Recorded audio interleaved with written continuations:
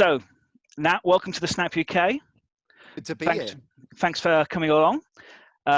So, for those you don't know, Nat is host of the Nat Coombs Show on ESPN, as well as you have Sunday night. You cover the NFL on TalkSport 2, which I was listening to last night. It was really good. How are you enjoying the season so far?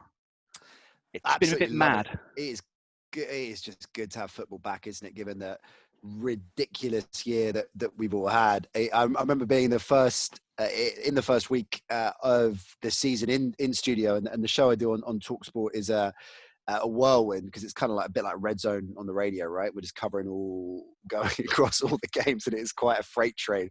But just about an hour and a half in, I think I just said to the fellas, it is just so good to be doing this again.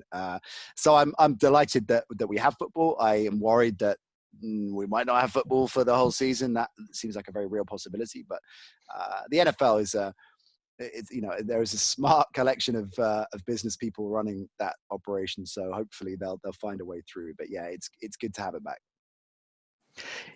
Yeah, I mean, we've had the sort of the COVID not outbreaks, but occurrences at Titans and Pats. I mean, do you see it being a elongated season?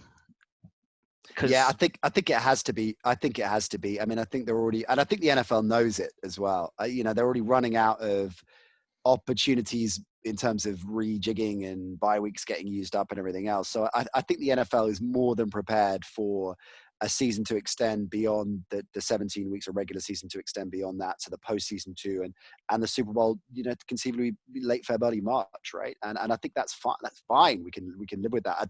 The obvious problem that the NFL has is, unlike the NBA, the bubble just isn't possible, or a bubble mechanic isn't possible until the playoffs at the very least. And unlike Major League Baseball, who had a similar issue, you can't play double headers. Much as we'd love to see some double headers, it's not going to happen, right? So yeah, I think it's the only option they're going to have if there are more outbreaks. Do you think there's a bit of there's going to be a longer lasting effect within the NFL now? I guess from my point of view, you were seeing quite a lot of long-term injuries. Some of them are freak, but I kind of think some of them down to the lack of preseason, the lack of kind of preparation that have been. Do you think that this kind of experience is going to change some of those conversations about preseason between the NFL and the NFLPA? I think it's a great question. Absolutely. Absolutely. I mean, I think the season will affect ongoing seasons in a number of ways. I think from a broadcast perspective, I think we're going to see more and more, we're already seeing more and more windows being used by the NFL. And I think that is absolutely something that they will look to continue, because commercially it makes sense. And much as we love the game, it is all about the dollars and cents, right? For those running it. Let's be under no illusions about that. So I think that's a big part of it. And it's a great point you make about the injuries that have been sustained so far. It absolutely has to have, a lot to do with what we've seen in the off season. But I guess on a more positive note, one of the things that's really surprised me has been how quickly rookies have acclimatized to the league. And I think there are a few reasons for that. I think that the league is evolving and changing and making it more viable for rookies, particularly offensively, to adjust to the NFL quickly because of the developments in terms of offensive strategy and leaning more towards some of the things we have seen in college for a long time. So I think that kind of makes sense. But nevertheless, it has been, I think, startling, and hopefully that's not too overstating it, to see how quickly rookies have just rolled straight into it. And it's interesting to understand why. I mean, there are two schools of thought on this. I was talking to Jay Bell about this during the off season, saying how big a problem is it going to be? And he said, well, definitely for defensive players and particularly for corners, right? It's a huge issue. However much film or X's and O's you're shown, it's a huge issue not to be walking through it and going through your paces and being on the field. But the flip side of that, so he thought it was going to be a massive issue. The flip side of that is Menelik Watson came on our show at the start of the season and said, because rookies haven't had that quite dramatic introduction to the NFL in camp, where they're suddenly not the biggest stars in town and they're, I'm in the NFL, and that can dent confidence even subconsciously, because they haven't had that, because everything's been done virtually and they've all been kind of eased into it. Actually, they've come into the season with a bit more swag, or it just feels like football. And I think Edwards-Hilaire said that, didn't he, after the first game of the season? He said, after a few butterflies in my stomach, you know, I was playing football. So it's a great point you make. And I think there are lots of different things we can look at, and they will look at when this season is done and dusted, as to what might change going forward. Quick one now around teams that have moved on from head coaches. So obviously, you know, not many fans in a lot of stadiums, but also quite a lot of turmoil in the league. Is it the right time to make a change, or should you just hold firm this season and try and go with what you know? Because we're starting to see some varying results, but there's definitely some coaches under pressure, such as a certain Mr. Gase. Yeah. I mean, God, he just seems to be forever under pressure. And I think a lot of it is self-inflicted. It's a really interesting point. I can't believe how so many team owners refuse to accept that the demonstrably most important thing in football, in most sports, I'd argue, is continuity, is staying the course, is building something, building an identity. And it isn't just coaching, you know, and or in, you know, the case of a kind of hybrid figure like Bill O'Brien, there's a huge amount of responsibility on the shoulders in terms of being the architect of the personnel as well. But it's the same principle, right? So, and I think, let's take an example to your question of Arthur Blank pulling the trigger on Quinn and Dimitrov going. Like, I think he gave them enough. You know, he did. He kind of backed them as much as he could, and it was okay. Like, I can't, you know, we're done now. We've got to move on. But I think in so many other instances that isn't the case. I think, for example, someone like Matt Patricia, who has been slagged off to the hilt, just back him for a bit. Detroit particularly, just back and give him another couple of years. You know, unless you've got this unbelievable option on the table. And it's a bit like rookie quarterbacks, right? Every now and then an Andrew Luck or a Trevor Lawrence comes along, but everyone else, it's a bit of a crapshoot, right? You're not quite sure. And it's the same with head coaches. Like, you don't know if it's going to be much better. So I to your point, I think just stick to your guns a bit, and definitely in this season, which is so on its head and erratic. Like, what are you going to do? Like, you're not going to get, you hear team owners say, well, you know, it means that we're ahead of the pack if we're making the decisions now. It's really, I mean, come on. I don't think that should be a reason, unless there is. I mean, Gase is a good example. I mean, I think I just don't see any way back for him, right? I just don't think there can be. But in most other cases, I would always err on just give him another go. And there's two sides of it, isn't there? There's one where, from an organizational point of view, there are franchises you can look at and go, they just keep making those changes. It doesn't work. It needs to kind of figure out. And I kind of put like the Browns and the Jets, one of the Lions in that kind of camp. And there's another side of it, like pretty solid franchises who kind of, like you say, the Falcons want to give time to coaches. Dimitrov had 12 years there, opportunity. So it always amazes me that, you know, not just kind of at GM level, owners just can't see the writing on the wall. You look at all the successful franchises, like Steelers, Patriots, Ravens. It's continuity, and even Ravens, when Ozzie Newsome went, they had like this whole handover period between the new GM. So it just amazes me that they can't see the wood for the trees. You know, it's a great point. You can apply that to football as well. I think, you know, look at the teams that, by and large, have enduring success in football. You know, a European level, as in European competitions or domestically. You know, it is teams that have continuity, that to your point, if they are making a change, there is a clear succession plan of values and of direction approach, and not just coaching, but personnel as well, and talent acquisition. And the ones that are just chucking money at the problem, you know, in you know, the NFL obviously just kind of free agency, ridiculously overpaying for players that are just cashing in, and which has been Miami for most of the time I've supported them.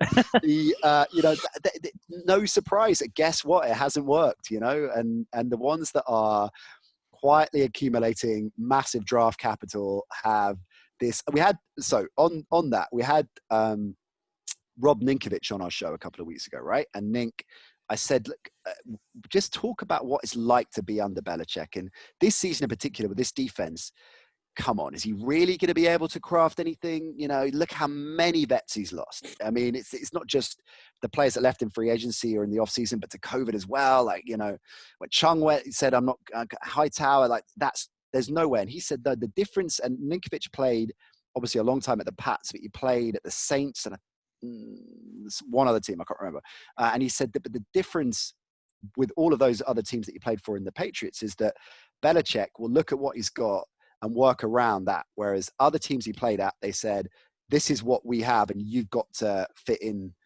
You got to fit into this, right? And so, and you look at what I'm trying to understand how Belichick continues to find undrafted free agents, you know, 6th round picks and makes them work. He's got such a clear vision of what he wants to do, but at the same time can adapt. And there's just what I'm getting at is there's such a clear philosophy in that organization that you would assume, even if you haven't got the coaching smarts of Belichick to the same level, replacing him, that philosophy will continue long after he's gone. Yeah. One of the things that I find really interesting, that, especially in the UK, is that all kind of, because it's still quite a new sport, all the kind of NFL UK fans, they all have a kind of a history, a story as to how they got into the NFL. What's your kind of background from that point of view? So I am a child of the 80s. So I was one of that generation that turned it on back in the day on Channel 4 and thought, what is this amazing Technicolor thing that I'm watching, and fell in love with it ever since. So I mean, absolutely sold from day one. I always had an obsession with America as a young kid. I think that had something to do with it. And a lot of people I chat to who love the game, Brits who love the game, that seems to be a common thread.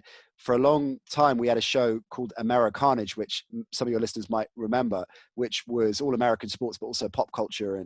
And that seemed to really emphasize that point, that a lot of fans of that show liked it as much when we were talking about The Sopranos or Scorsese, or I don't know why I'm only using gangster references here. We talk about other things beyond gangsters, but politics. I mean, just in travel and just places we've been to and what we liked and the Americana of it. And so I think I was sucked into that for sure. But yeah, I was a kid of the 80s. It fell into it.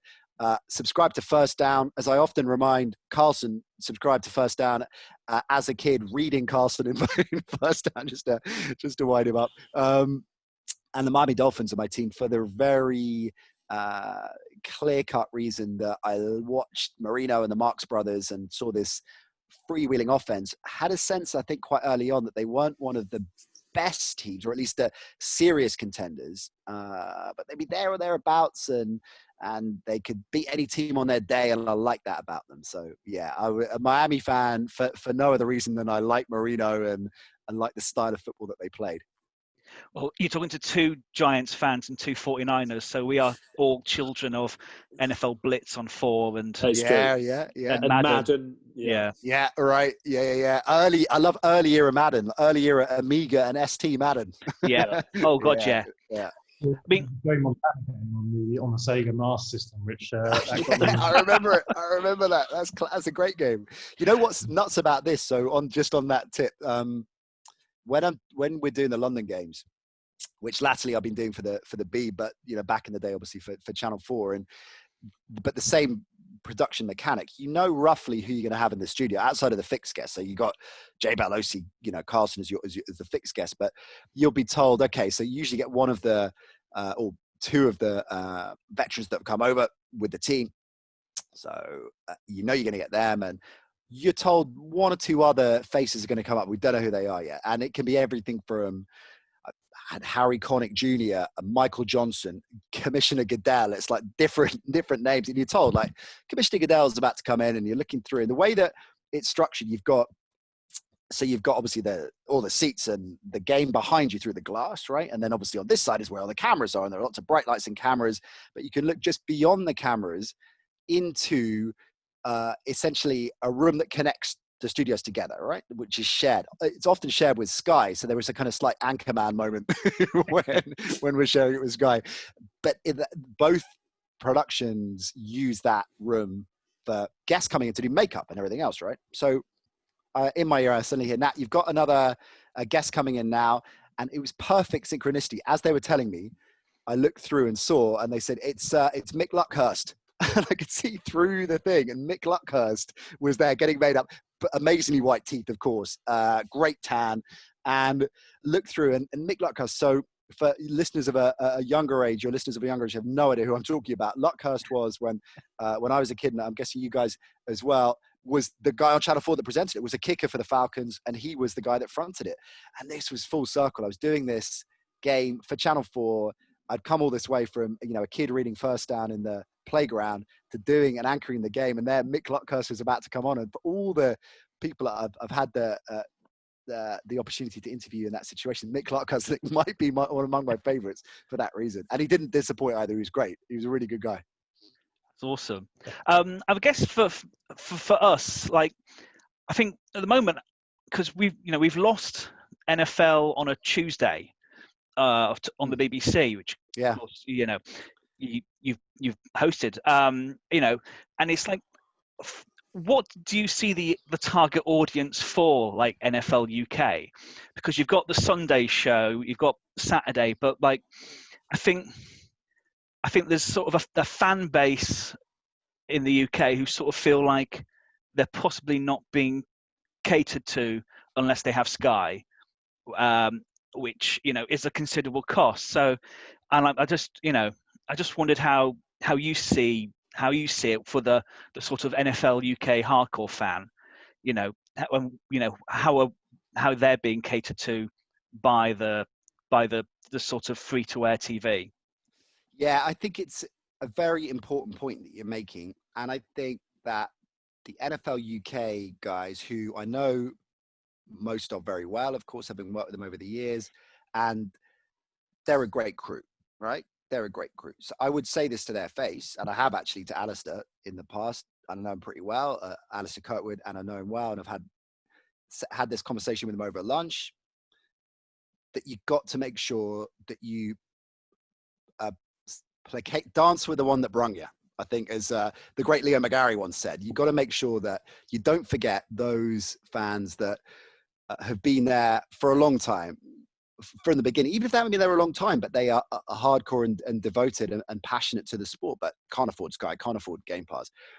And I can tell you that Alistair knows that and is behind that. He gets it. But sometimes things aren't always as clear cut as they seem.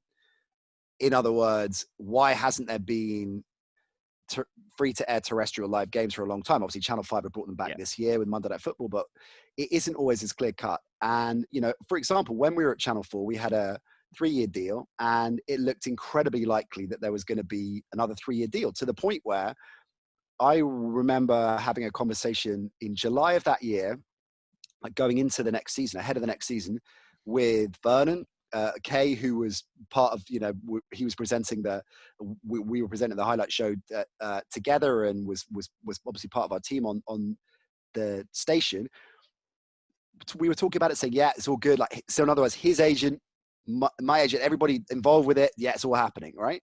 And then at the 11th hour, the deal falls through. Now, it wouldn't be politic to explain why. Suffice to say that it was a situation that was difficult for NFL UK, because they're now thinking, right, well, what can we do here? So I think sometimes it's easy to criticize the NFL UK guys when it isn't always as clear cut as it might seem. Having said all that, I totally buy into the importance of having free to air live games.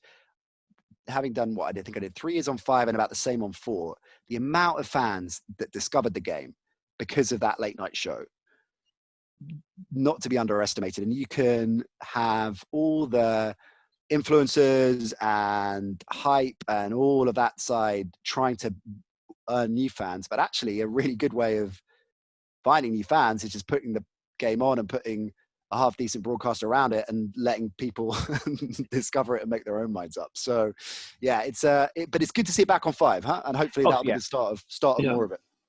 Yeah, no, I've enjoyed the Monday night games, and of course, but yeah, no, it's I do miss my Tuesday night OC and J Bell.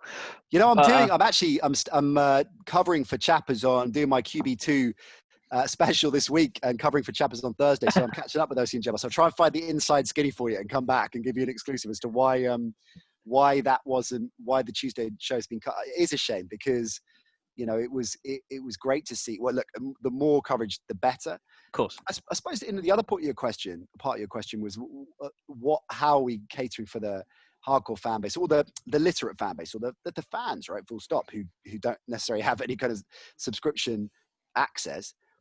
I still think there's a fair amount out there, and without being too kind of self-promotional, shows like my SPM on, or the radio show we do, shows like yours, right? And all the other pods out there that are together, that are literate, that are, you know, that's a great development. And it doesn't replace having access to you know, to games and reaction analysis and everything else. Of course it doesn't. But that is something that over the last 5 years, if I would have thought that TalkSport would be dedicating a Sunday night show, or TalkSport 2 to be precise, but the TalkSport network, a Sunday night show to NFL 5 years ago, they just wouldn't have done, you know, irrespective of whether we got live games or not. And so I think there is some progression happening on that side. But yeah, it's a tricky one, and hopefully Sunday Night Football will come back in some way on free to air terrestrial. That'd be good. Cool.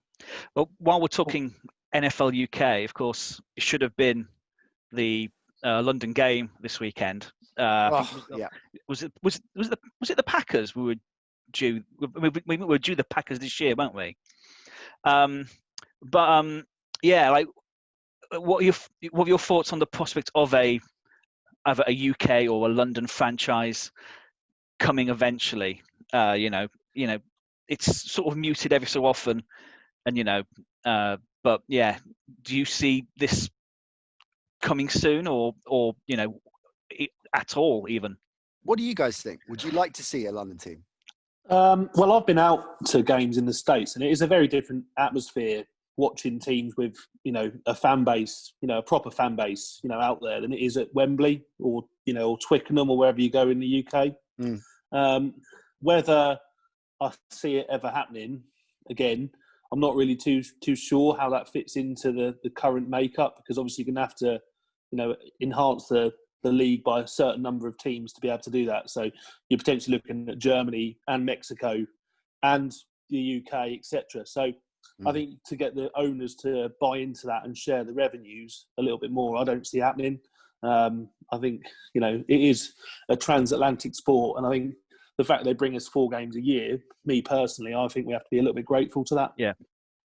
It's something I never thought I'd see, you know, when you're watching, you know, if you're going back to Blitz and thinking, you know, eventually we got like the London Monarchs and the Rhine Fire, right. And, you know, going back to those days, you know, to have 4 weekends where, and I think that'll be the difference. If it comes across as a team, I think you'd start to, I kind of like the fact that it's a 4-week almost celebration of NFL, where, you know, no one, you know, there's a sort of a partisan nature to some of the crowd, but everyone else, you know, you stood next to a load of Eagles fans or, you know, Bills, and, you know, there's no, I think it would change the dynamic we've got. And at the moment, I kind of like how it is. I kind of enjoy 4 weeks as well, and it is, you know, as well, it's only 4 weeks rather than the sort of 8 that you know, would be committing to as a full team.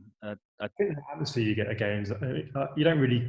I don't feel like you get that any other atmosphere. Everyone's just walking around. You can literally play a spotted jersey, and you will probably easily find all 32 jerseys plus a whole kind of plethora of old replica jerseys as well.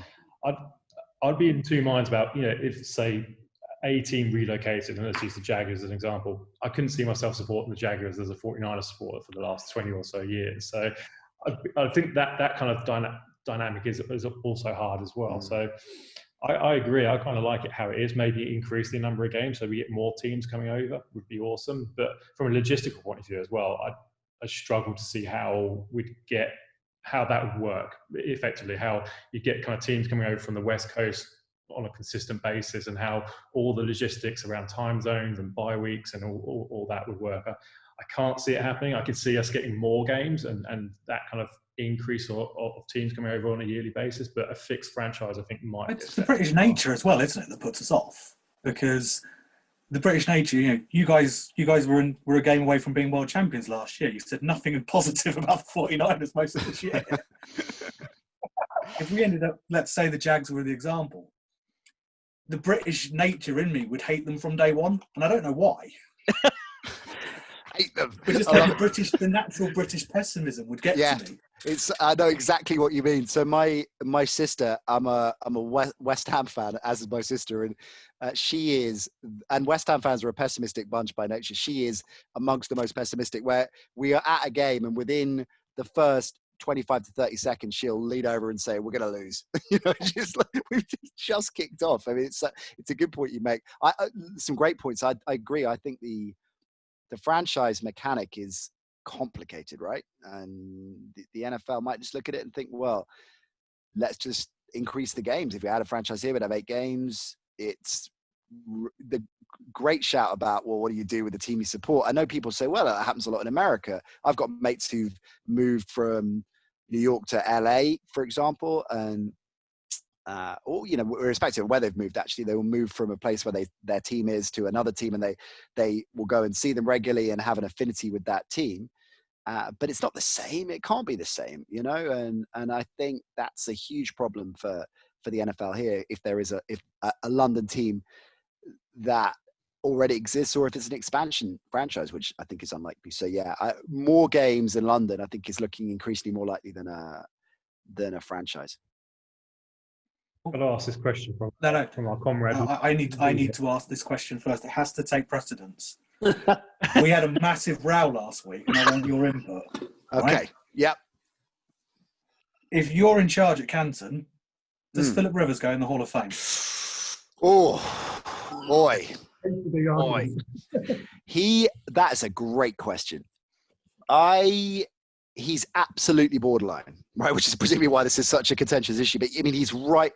Okay, Eli definitely goes into Canton, right? 100%. And I'm not saying this for the Giants fans in the room, but it's not even close. Okay.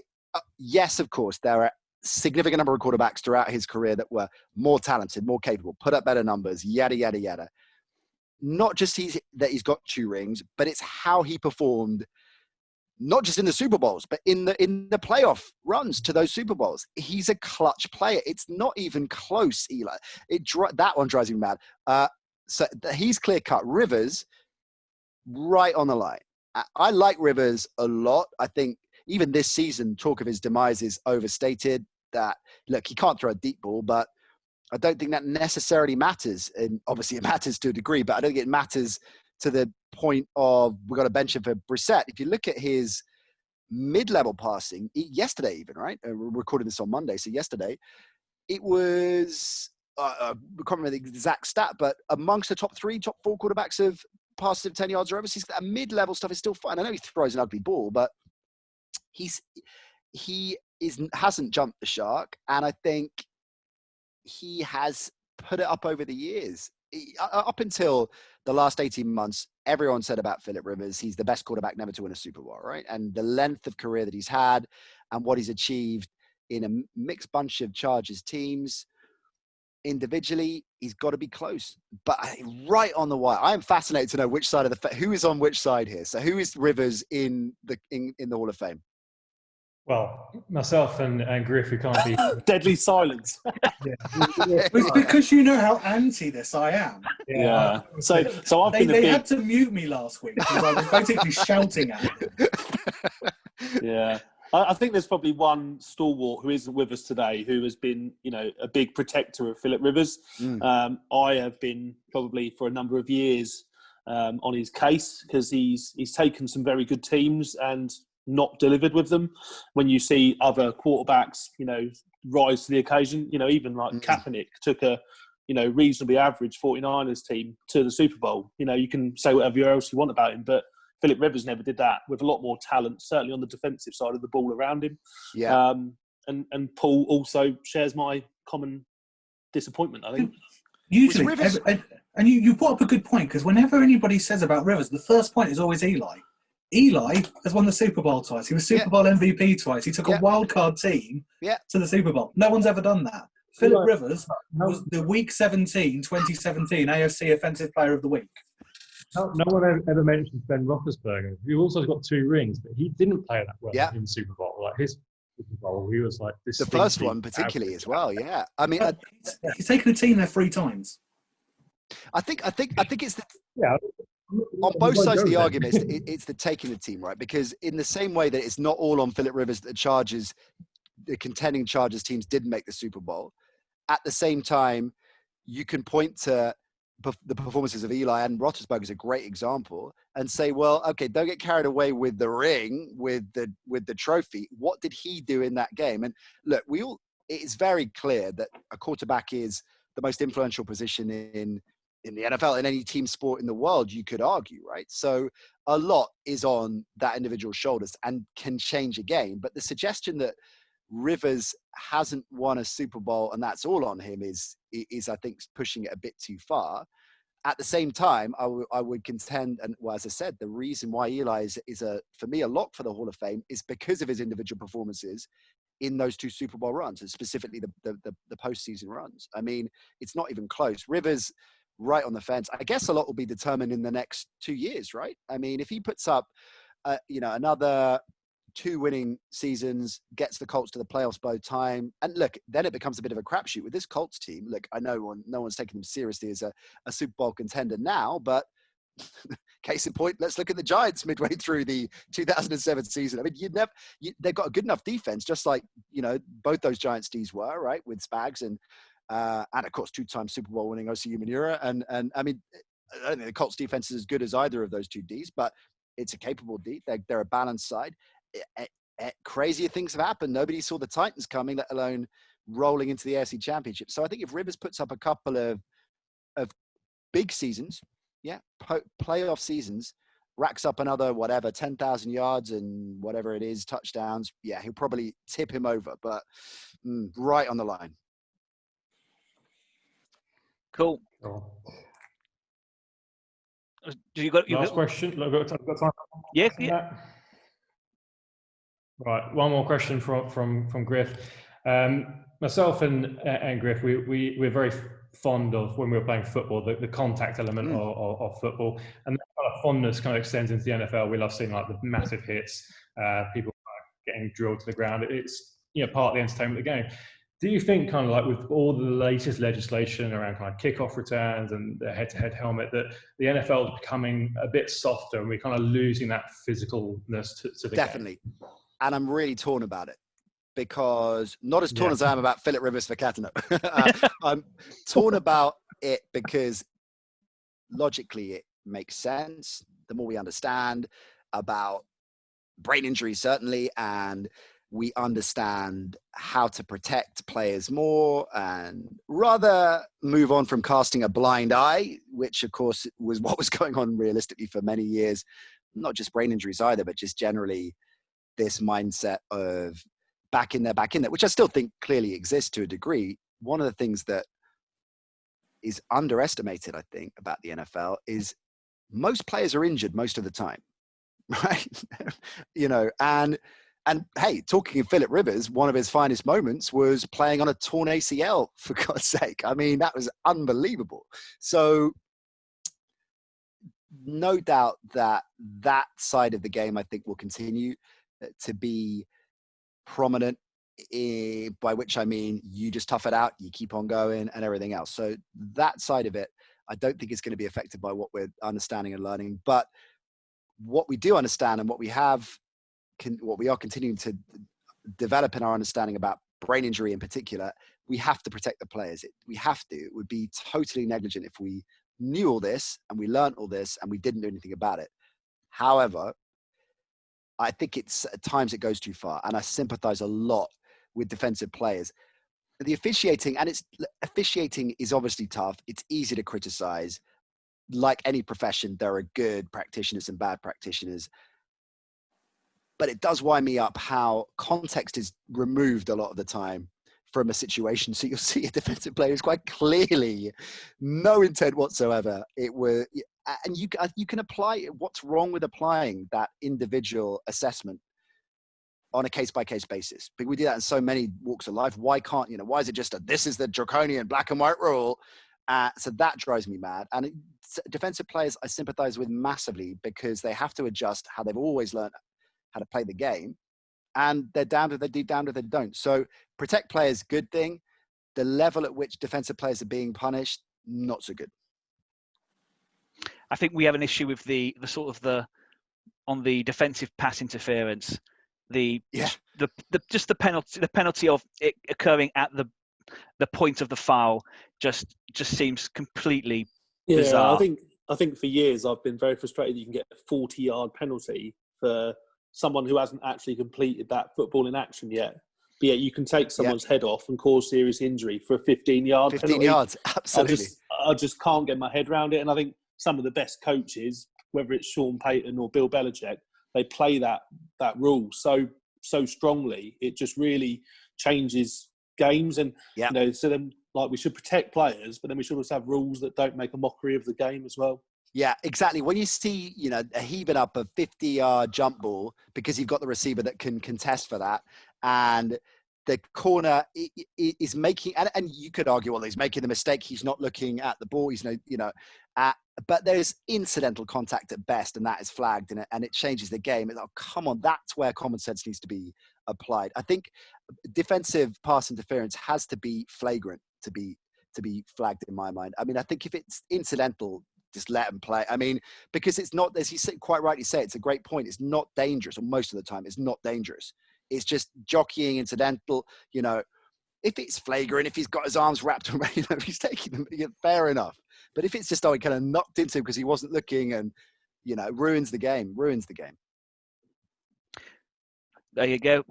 We agree. So but yeah, thanks for joining us, Nat. We know you're very busy, so we'll let you go. But of course, an open invitation if you ever want to come back on. Pleasure. I'd love to. I want to come back on and carry on that Philip Rivers chat. Come back on, and we you never haven't even resolve. got started on Frank Gore yet. Don't you? Oh my God! What am I opening? He's a lock. He's a lock, isn't he, for the Hall of Fame? Clearly. You know what? I will bring a player every time I come back on. I'll make this promise here and now. I'll bring a player, a contentious, borderline Hall of Fame player. Just throw it out like a grenade, and we'll just discuss that for 45 minutes. Next time I'm on. We'll mute Paul before then. That's fine. It's fair. Makes sense. But no, thanks for joining us. And of course, you have the Nat Coombs Show on your podcast network, on any where you listen to podcasts, and the show on TalkSport 2 on a Sunday evening. But Nat, thank you very much for coming along. Pleasure, fellas. Really, really enjoyed it, and hope to see you soon. Cheers. Cheers very much. Cheers. Cheers, guys. All the best. Yeah. Take care. Bye. Bye.